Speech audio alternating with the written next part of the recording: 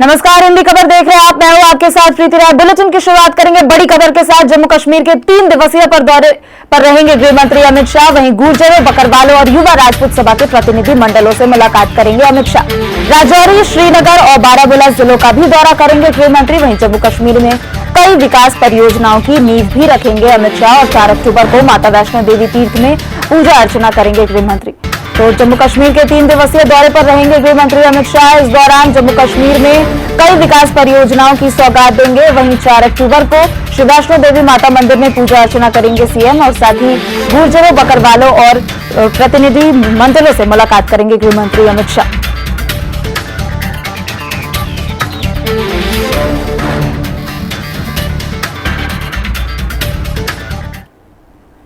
अपराधियों के हौसले पर दिन बुलंद होते जा रहे हैं। ताजा मामला दिल्ली के सुंदर नगरी का है, जहां 3 बदमाशों ने मनीष की बेरहमी से हत्या कर उसे मौत के घाट उतार दिया, जिसकी पूरी घटना वहां लगे सीसीटीवी कैमरे में कैद होगी, जिसमें साफ साफ नजर आ रहा है कि कैसे ये बेखौफ बदमाश एक के बाद एक मृतक पर चाकुओं से हमला कर रहे हैं।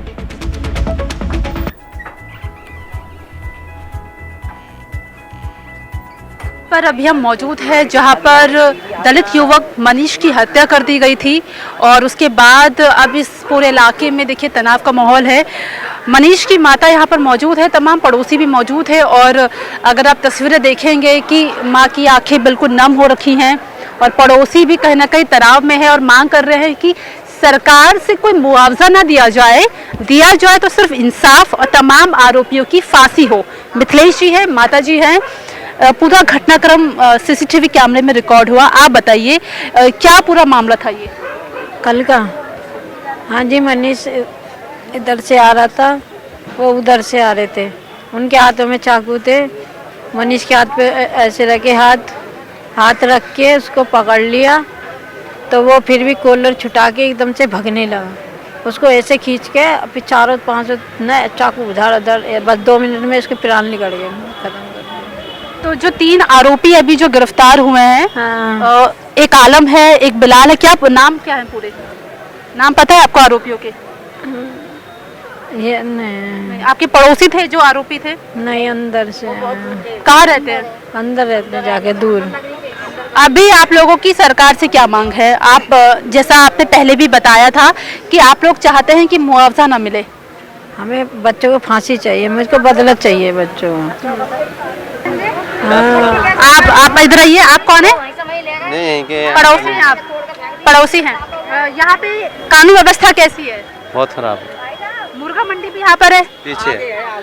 तो पड़ोसी बता रहे थे कि मुर्गा मंडी पे हथियार रखे जाते हैं, छीना झपटी होती, क्या मतलब क्या मसला है वहाँ का? उसको मांगा तो ये ऐसे ही है जी। कैसा गंदा माहौल है, यहाँ से मुर्गा मार्केट हटनी चाहिए। देवी, आप बता रही थी कि यहाँ पर छीना झपटी रहती है, बहुत ज्यादा लूट वूट हो जाती है। हाँ, पैसों की। बच्चे जैसे तनख्वाह मिलती है तो वो पैसे लेके आते हैं, टिफिन दान खोल ली, मोबाइल छीन ली, पैसे छीन लेंगे और मार मूर के और चक्कू दिखा के छीन के भाग जाते। तो हमारे लड़का के हाथ नार पे चक्कू रख दिया और 2 जनों ने पकड़ रखा, तीसरे ने चक्कू दर्द दिया नार पे।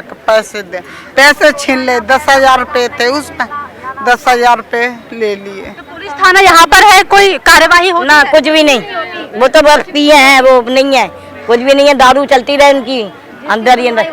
वो मुर्गा मंडी भी यहाँ पर है। आप लोग बता रहे थे कि यहाँ पर हथियार रखे जाते हैं। वो है, कह रहे यहाँ पर आप ये तस्वीर देख रहे हैं, सुंदर नगरी की तस्वीर है और यहाँ पर मनीष की माताजी मौजूद है। सरेआम कत्लेआम किया गया था। 3 युवक बताया जा रहा है कि आलम, बिलाल और एक और आरोपी को गिरफ्तार कर लिया गया है और अब इस पूरे मामले को लेकर जनता यहाँ पर सिर्फ एक ही मांग कर रही है कि आरोपियों को सजाए मौत दी जाए, यानी कि फांसी दी जाए। मुआवजे का कोई भी यहाँ पर विकल्प नहीं है।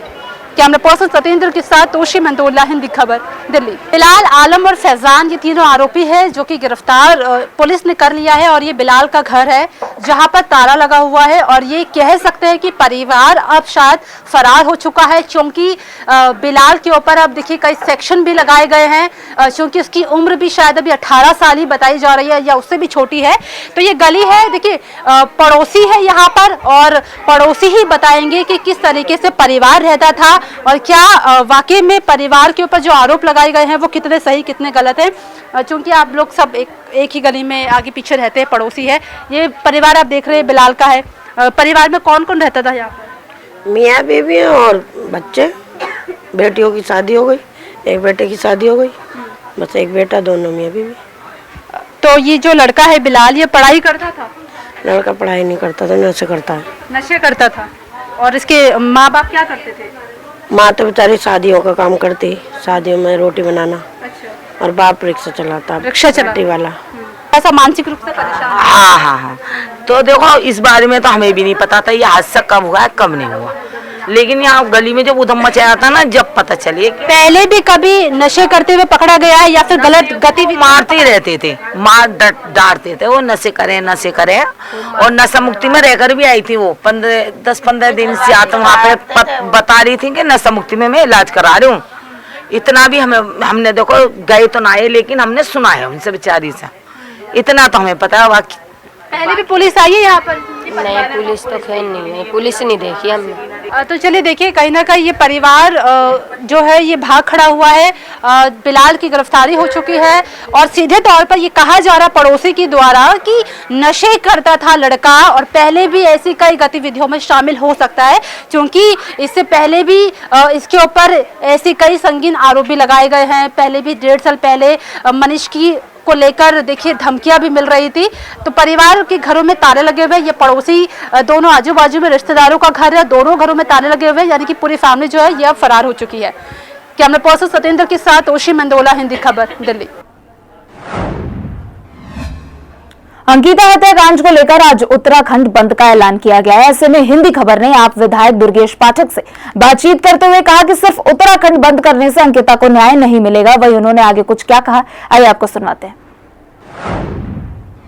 बात कर लेना चाहेंगे आम आदमी पार्टी से वरिष्ठ नेता दुर्गेश पाठक जी हैं। दुर्गेश जी, जिस तरीके से पहाड़ की बेटी की हत्या हुई उसके बाद उत्तराखंड को बंद किया गया पूरे दिन भर के लिए, ऐसे में विपक्ष यानी कांग्रेस या सभी राजनीतिक दल इसका समर्थन कर रहे हैं, आम आदमी पार्टी कैसे देख रही है? देखिए, बड़ा ही दुर्भाग्य रहा और दुर्भाग्य के साथ सबसे ज़्यादा दुर्भाग्य रहा कि जो भी लोगों की जिम्मेदारी थी कि हमारी बहन को न्याय मिले, उन्होंने उस जिम्मेदारी का पालन नहीं किया, बल्कि वो लोग उन हत्यारों के साथ नज़र आए। उत्तराखंड के मुख्यमंत्री हत्यारों के साथ नज़र आए, उत्तराखंड की बीजेपी हत्यारों के साथ नज़र आई। जिस रिज़ॉर्ट के अंदर सारे सबूत थे, जिस रिज़ॉर्ट के अंदर सारी चीज़ें हुई, उस रिज़ॉर्ट को रातों रात तोड़ दिया गया। उसके माँ बाप कहते रह गए कि बेटी के एक अंतिम दर्शन करा दिए गए, वो नहीं कराए गए।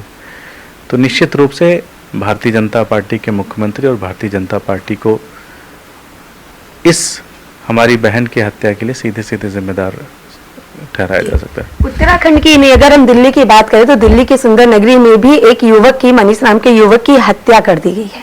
क्या कहना चाहेंगे? आखिर इस तरीके की वारदात जो लगातार दिल्ली में अलग अलग राज्यों में भी बढ़ती हुई देखने को मिली, आखिर कब थमेगी? कब बेटी हो या बेटा सुरक्षित हो पाएगा? बहुत दुर्भाग्यपूर्ण है। आपने देखा होगा कुछ दिन पहले संगम बिहार में इसी तरह से एक बहन की हत्या की गई, उससे पहले हत्याएं की गई। दिल्ली के अंदर लगभग 15 से 20% क्राइम रेट बढ़ गए हैं, लेकिन भारतीय जनता पार्टी की पुलिस कोई एक्शन नहीं लेती, कोई कार्रवाई नहीं करती। भारतीय जनता पार्टी के एलजी साहब, कोई उनके पास काम नहीं है, उस दिन भर सिर्फ आम आदमी पार्टी के नेताओं को टारगेट करने में लगे हुए हैं। कोई जिम्मेदारी भरा काम नहीं हो रहा है। आप देख रहे हैं ये क्राइम हो रहा है, इसी तरह के कुछ दिन बाद फिर से क्राइम होंगे और फिर यही प्रश्न पूछा जाएगा, यही सारी चीज़ें होंगी।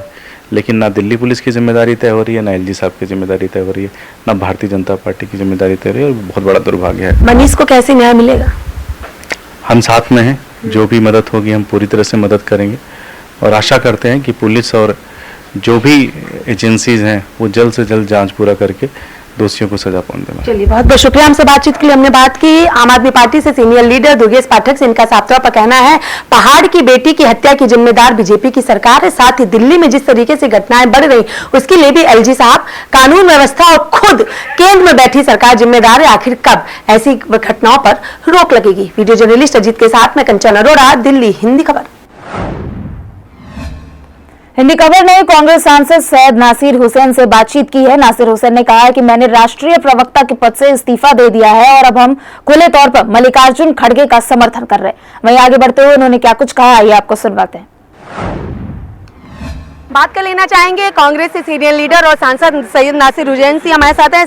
नासिर जी, क्या कहना चाहेंगे आप? जिस तरीके से खड़गे जी ने अपना नामांकन दाखिल किया, नेता प्रतिपक्ष से इस्तीफा दिया और आप गौरव वल्लभ और दीपेंद्र हुड्डा ने अपने राष्ट्रीय प्रवक्ता के पद से भी इस्तीफा दे दिया, किस तरीके से आप सारी चीज को देखिए, हम लोगों ने फ्री एंड फेयर इलेक्शन में यकीन रखते हैं। हमारा इंडिपेंडेंट इलेक्शन अथॉरिटी है। चाहते हैं कि जो है इंटरनल इलेक्शन है, दोस्ताने में लड़ रहे हैं, कोई रेवलरी नहीं है, बट फिर भी जो है डेमोक्रेसी के जो बेसिक प्रिंसिपल्स हैं उसके ऊपर चल के जो है इलेक्शन होना चाहिए। तो ऐसा नहीं लगना चाहिए कि हम जाके किसी की मदद भी कर रहे हैं ऑफिशियल पोजीशन पे। कब से कैंपेन की शुरुआत हो रही है? क्योंकि 17 तारीख को चुनाव करने हैं, मतदान शुरू हो गया। कहाँ कहाँ आप लोग कैसे कैसे जाके? सारे स्टेट्स में, मैक्सिमम नंबर ऑफ स्टेट्स में जाएंगे, डेलीगेट्स को बुलाएंगे, बात करेंगे, उनसे रिक्वेस्ट करेंगे, कैंपेन करेंगे और हो सकता फ़ोन कॉल्स करेंगे, सबको व्हाट्सएप मैसेजेस भेजेंगे, वीडियोस भेजेंगे और कुछ लोगों से अगर जूम कॉन्फ्रेंस करना जूम कॉन्फ्रेंस करेंगे, ऐसा सोच रहे हैं। अपील भेजेंगे सबको व्हाट्सएप के द्वारा या न तो स्पीड पोस्ट के द्वारा अपील भेजेंगे। कुछ 4-5 लोग बैठ के रैंडम कॉल्स करके बात करेंगे डेलीगेट्स को, अगर उनके फ़ोन नंबर मिल। लगभग 50 साल का राजनीति सफर है खड़गे जी का, कई महत्वपूर्ण पदों पर वो रहे भी हैं, कई मंत्रालय भी उन्होंने संभाला। ऐसे में शशि थरूर भी उन्हें कड़ा मुकाबला दे रहे हैं, वो भी अध्यक्ष पद की रेस में है, क्या कहना चाहिए? नहीं, देखिए, शशि थरूर साहब भी जो है एक बड़े नेता है। यूएन के जनरल सेक्रेटरी जनरल सेक्रेटरी के लिए कि पद के लिए उन्होंने चुनाव लड़ा था। 2 टाइम गवर्नमेंट ऑफ इंडिया में मंत्री रह चुके हैं, इंटेलेक्चुअल हैं और उनकी अपनी एक छवि देश में है और वो अध्यक्ष पद के लिए लड़ना चाहते हैं, तो वो लड़ रहे हैं। और खड़गे साहब दूसरी तरफ 50 साल से ज़्यादा उनके इलेक्टोरल पॉलिटिक्स में हो गया जाती है। बहुत बहुत शुक्रिया। हमसे बातचीत के लिए हमने बात की कांग्रेस के सीनियर लीडर सांसद सैयद नासिर हुसैन से। इनका साफ तौर पर कहना है कि कांग्रेस है इसीलिए सब कुछ खुले में है और हम उनका सपोर्ट करने के लिए, उन्हें कैंपेन करने के लिए, लोगों से अपील करने के लिए अपने पद से इस्तीफा दे रहे हैं। लेकिन हाँ, अध्यक्ष का चुनाव जाने के बाद अगर पार्टी कहेगी तो हम वापस अपने उस पद को संभाल लेंगे। वीडियो जर्नलिस्ट अजीत के साथ में कंचन अरोड़ा, दिल्ली हिंदी खबर। हिंदी खबर ने दिल्ली के बीजेपी प्रदेश अध्यक्ष आदेश गुप्ता से बातचीत की। उन्होंने कहा कि जय जवान जय किसान, स्वच्छ भारत मिशन और प्राकृतिक खेती को बढ़ावा देने के लिए सेवा पखवाड़ा के तहत खादी प्रदर्शनी भी लगाई गई है। हर भारतीय को स्वदेशी उत्पाद को बढ़ावा देना चाहिए। वहीं उन्होंने आगे क्या कुछ कहा, आइए आपको सुनवाते हैं। महात्मा गांधी जयंती के उपलक्ष्य में सेवा पखवाड़ा खादी प्रदर्शनी आज यहाँ पर की जा रही है, जो कि कनाट प्लेस पर है और तमाम यहाँ पर बीजेपी की कार्यकर्ता और आला कमान भी मौजूद है। मेरे साथ प्रदेश अध्यक्ष आदेश गुप्ता भी मौजूद है। स्वच्छ भारत अभियान, खादी को बढ़ावा देना, तमाम जैसे मुद्दों को आज आप जमीन पर लेकर आए हैं और आपने प्रदर्शनी भी लगाई है, जनता को मैसेज देने की कोशिश पूरी है। देखिए, महात्मा गांधी जी ने इस देश को आत्मनिर्भर और आज़ादी दिलाने के लिए स्वराज आंदोलन चलाया था और स्वराज आंदोलन खादी से प्रारंभ हुआ था। आज वही खादी स्वराज से लेकर आत्मनिर्भर भारत की ओर बढ़ रही है। आज खादी एक विश्व का बड़ा ब्रांड बन चुका है। भारतीय जनता पार्टी के दिल्ली प्रदेश इकाई ने यहाँ पर हमारे देश के यशस्वी प्रधानमंत्री श्री नरेंद्र मोदी जी के जन्मदिन के अवसर पर जो सेवा पखवाड़ा मनाया जा रहा है उसके अंतर्गत यहाँ खादी की प्रदर्शनी लगाई है।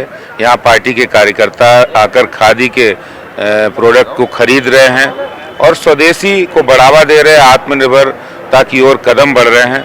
आदेश जी, प्रदर्शनी बेहद शानदार यहाँ पर लगाई गई है। खादी के वस्त्र भी यहाँ पर मौजूद है, सामान भी मौजूद है। मेक इन इंडिया की बात करते हैं पीएम मोदी, स्वदेशी सामानों को लेकर बढ़ावा दे रहे हैं। जनता तक मैसेज कैसे पहुँचेगा, क्योंकि खादी जो है काफी महंगा ब्रांड भी होता है, तो क्या आप लोग कुछ इस तरीके से कर रहे हैं कि कोई डिस्काउंट भी दिया जाए? देखिए, ये भ्रम है, ये सिर्फ भ्रम है। खादी में सस्ते कपड़े भी हैं, सस्ते प्रोडक्ट भी हैं। सस्ते मीन्स कम कीमत के हैं, क्वालिटी में सस्ते नहीं है, क्वालिटी में अच्छे हैं और एक शरीर के लिए अच्छे होते हैं। चलिए, बहुत शुक्रिया। आदेश गुप्ता को आप सुन रहे थे। प्रदर्शनी आप देख रहे हैं कि खादी को बढ़ावा देने के लिए लगातार बीजेपी दिल्ली की इकाई यहाँ पर प्रदर्शनी भी लगा रही है और कहीं ना कहीं आदेश गुप्ता ने साफ कह दिया है कि ये गर्व का मौका होता है कि जब स्वदेशी भारत को बढ़ावा मिलता है। कैमरा पर्सन सत्येंद्र के साथ तोशी मंदोला, हिंदी खबर, दिल्ली। मल्लिकार्जुन खड़गे के चुनाव कैंपेन के लिए गौरव वल्लभ, सैयद नासिर हुसैन और दीपेंद्र हुड्डा ने राष्ट्रीय प्रवक्ता के पद से इस्तीफा दे दिया। ऐसे में हिंदी खबर ने कांग्रेस के वरिष्ठ नेता गौरव वल्लभ से खास बातचीत की है और कहा कि मल्लिकार्जुन को हमारा पूरा समर्थन है। वहीं उन्होंने आगे क्या कुछ कहा है आपको सुनवाते।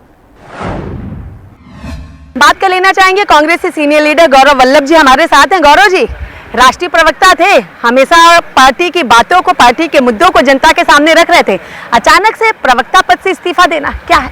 देखिए, कांग्रेस पार्टी में लोकतांत्रिक तरीके से फ्री फेयर एक डेमोक्रेटिक प्रोसेस के तहत चुनाव हो रहे हैं।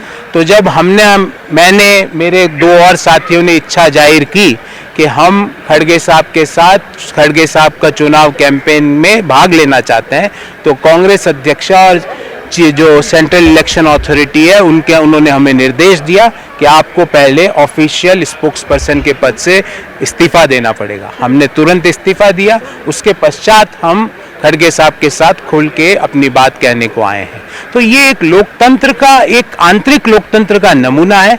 मुझे नहीं लगता दुनिया की कोई पॉलिटिकल पार्टी में, मैं देश की बात नहीं कर रहा, भाजपा तो भूल जाइए, वो तो 1.5 लोग मिलके वहां पाव अध्यक्ष का चुनाव करते हैं, मैं उनकी बात नहीं कर रहा हूं। पर दुनिया की कोई पॉलिटिकल पार्टी में मुझे नहीं लगता कि इस तरह के आंतरिक लोकतंत्र का कोई नमूना है। आप लोगों ने राष्ट्रीय प्रवक्ता के पद से इस्तीफा दिया, खड़गे जी का समर्थन करने के लिए, कैंपेन करने के लिए, कितनी मजबूती मिलेगी खड़गे जी को इससे? देखिए, खड़गे साहब रिप्रेजेंट कर रहे हैं देश को, वो रिप्रेजेंट कर रहे हैं अपने 53 साल के सार्वजनिक जीवन को। मैं चुनौती देता हूं कि दुनिया का कौन सा ऐसा पॉलिटिकल लीडर है जो लगातार 50 वर्ष तक चुन के विधानसभा या लोकसभा में पहुंचा हो। ऐसा कौन सा पॉलिटिकल लीडर है देश नहीं दुनिया का जिसने राज्य की विधानसभा देखी हो, देश की लोकसभा देखी हो, देश की राज्यसभा देखी हो, इतना बड़ा अनुभव लेकर। आप लोग अनुभव की बात कर रहे हैं, लेकिन जो खबर सामने आ रही है कि अध्यक्ष पद के ही जो कंपटीटर हैं शशि थरूर, वो खुले में डिबेट करने की भी बात खड़गे जी को लेकर। मैं उनसे आग्रह करूंगा और हाथ जोड़ के आग्रह करूंगा कि थरूर साहब, आप और मैं एक थे, हैं और रहेंगे। बहुत शुक्रिया हमसे बातचीत के लिए। हमने बात की कांग्रेस के सीनियर लीडर गौरव वल्लभ से। इनका साफ तौर पर कहना है कि शशि थरूर जी को हमसे नहीं बल्कि हमें एक साथ होकर भाजपा के साथ डिबेट करनी है। लेकिन ऐसे में देखना होगा शशि थरूर या मल्लिकार्जुन खड़गे, आखिर कौन बनता है कांग्रेस का नया अध्यक्ष। वीडियो जर्नलिस्ट अजीत के साथ में कंचन अरोड़ा, दिल्ली, हिंदी खबर। हिंदी खबर ने हरियाणा सरकार में मंत्री देवेंद्र सिंह बबली से बातचीत की। मंत्री ने कहा कि हरियाणा के सम्मान पर इनका कहना है कि हरियाणा को स्वच्छता के मामले में दूसरा स्थान मिला है बड़े राज्यों की कैटेगरी में। इसके लिए हम बेहद खुश हैं, लेकिन एक जिम्मेदारी भी बढ़ गई है और बेहतर करने की। वहीं उन्होंने आगे क्या कुछ कहा है आपको सुनवाते हैं। हरियाणा को भी स्वच्छ सर्वेक्षण में जिस तरीके से आज सम्मानित किया गया है, क्योंकि आज गांधी जयंती के साथ साथ आज स्वच्छता का एक बड़ा पर्व मनाया जा रहा है। हमारे साथ बातचीत करने के लिए हरियाणा सरकार में मंत्री देवेंद्र सिंह बबली जी। सर, आज हरियाणा को भी सम्मानित किया गया है, किसमें सम्मान मिला है और कैसा लग रहा है? स्वच्छ भारत मिशन आज 2 अक्टूबर को गांधी जयंती के उपलक्ष्य में मनाया जा रहा है, जिसकी शुरुआत माननीय देश के प्रधानमंत्री नरेंद्र मोदी जी ने की थी। और हमारे हरियाणा प्रदेश को जो ODS फ्री में हम 2nd नंबर पर रहे हैं और अब ODS प्लस की तरफ हमारा प्रदेश बढ़ रहा है। और गांव के अंदर कूड़ा प्रबंधन को लेके पूरे गांव को साफ सफाई करके हम आने वाले समय में प्रथम स्थान पर आने का प्रयास करेंगे।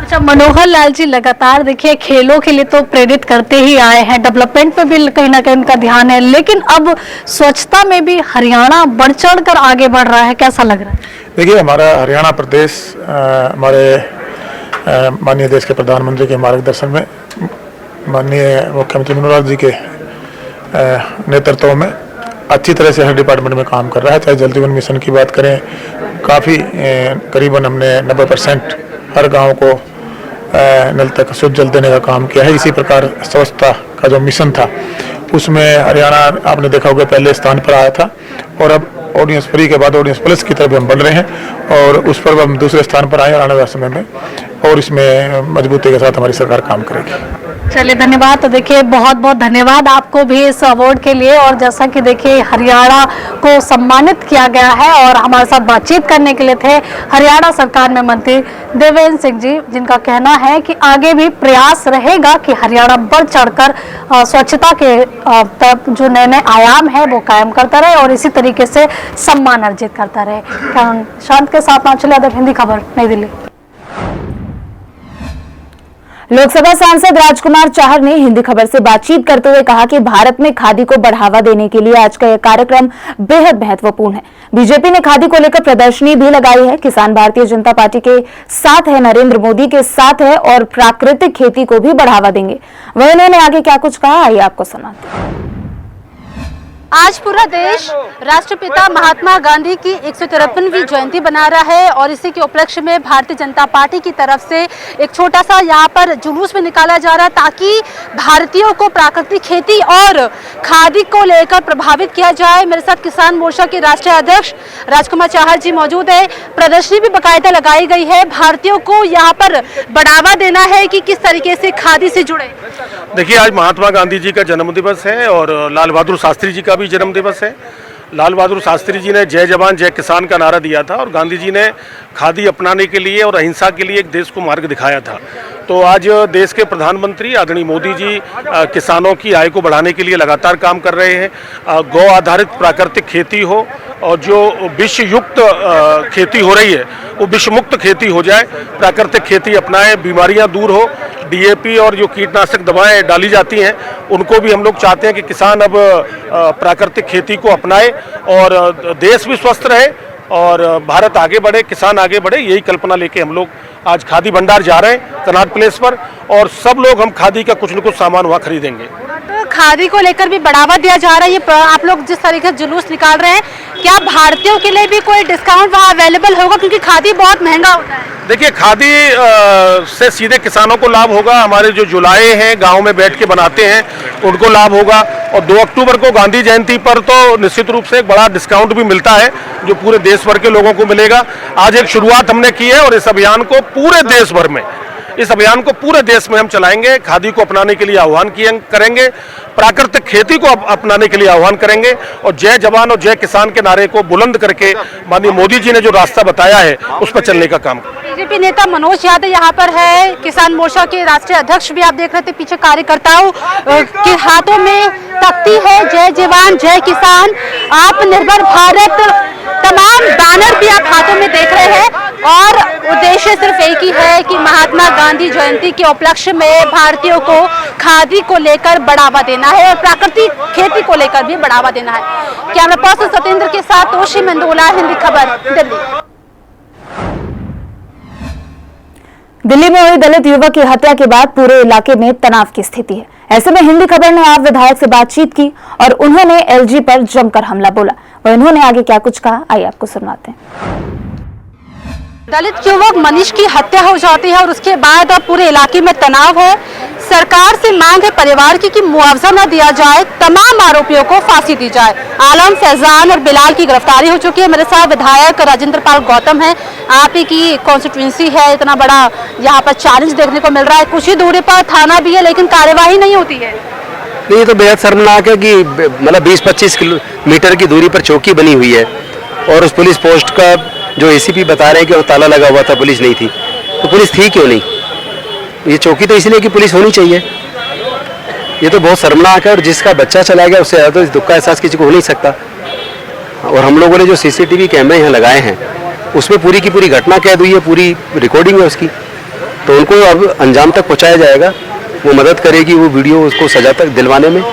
हम लोग बात करेंगे, पुलिस कमिश्नर से बात करेंगे और परिवार को मुआवजे के साथ साथ उनको न्याय मिले ये सुनिश्चित करेंगे। अच्छे से अच्छा वकील सरकार का उनको दिलवाएंगे ताकि इस घटना से बाकी जो जुर्म करने वाले लोग हैं, अपराधी प्रवृत्ति के लोग हैं, उनको एक मैसेज जाए कि अगर आप जुर्म करोगे तो बचोगे नहीं। ये सुनिश्चित करेंगे हम लोग। विधायक जी, परिवार वाले कह रहे हैं कि पूरा एरिया ही अपराधी प्रवृत्तियों का है। जो मुर्गा मंडी है वहाँ पर हथियार छुपाए जाते हैं, जो पुलिस है वो प्रशासन यहाँ पर काम नहीं कर रही है। पहले भी 1.5 साल पहले चाकू यहाँ पर मारा गया था। आमतौर पर यहाँ देखा जा रहा है कि अक्सर हर महिला हर पुरुष के गले पे चाकू लगाकर लूटपाट की जा रही है। तो जो देरी हो रही है, जो कानून व्यवस्था है, लॉ एंड ऑर्डर, ये बरकरार, इसका जवाब तो मुझे लगता है कि हमारे उपराज्यपाल महोदय दे पाएंगे, क्योंकि पुलिस तो हमारे दिन तो है नहीं। हम तो कह रहे हैं पुलिस हमारे दिन कर दो, फिर हम देखते हैं कैसे अपराध बढ़ जाए। तो जिनकी जिम्मेदारी को जिम्मेदारी निभानी चाहिए, अगर वो नहीं निभा रहे तो गलत कर रहे हैं। लेकिन मुझे लगता है कानून व्यवस्था सबसे बड़ी चीज़ है, कानून व्यवस्था बननी चाहिए। सीसीटीवी कैमरे की मदद से अपराध भी पकड़े जा रहे हैं। यहीं पे एक बच्चा किडनैप हुआ, उसमें पूरी वीडियो आई और वीडियो वायरल हुई और उसके बाद 7 दिन बाद अपराधी बच्चे को छोड़ के चले गए। शुक्रिया। विधायक राजेंद्र पाल गौतम को आप सुन रहे थे। ये एरिया की तस्वीर आप फिर से देख लीजिए। तमाम पुलिस यहाँ पर मौजूद है। जब यहाँ पर कोई मामला हो जाता है तब पुलिस चौकी पे ताला लगा हुआ होता है, पुलिस प्रशासन सोया हुआ होता है। लेकिन जब कोई ऐसा यहाँ पर कांड हो जाता है तब पुलिस की यहाँ पर कतारें देखने को मिल रही है। कैमरा पर्सन सतेंद्र के साथ तोशी मंडोला, हिंदी खबर, दिल्ली। तो मेरे साथ इस बुलेटिन में सिर्फ इतना ही। देश और दुनिया की तमाम खबरों के लिए आप देखते रहे हिंदी खबर। नमस्कार।